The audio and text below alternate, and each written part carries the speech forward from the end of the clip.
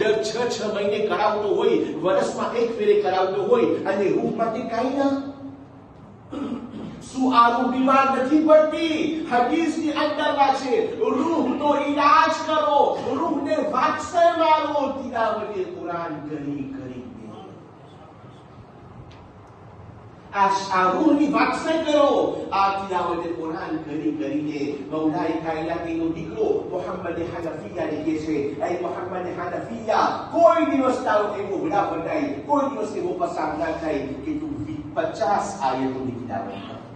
ઓછામાં ઓછું 50 ayat, 50 verset par jour.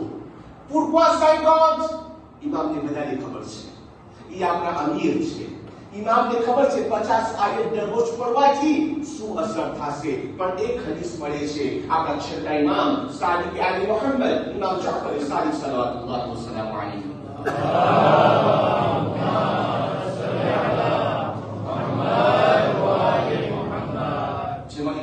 من قرأ 10 آيات من القرآن لم يخطب من الغافلين.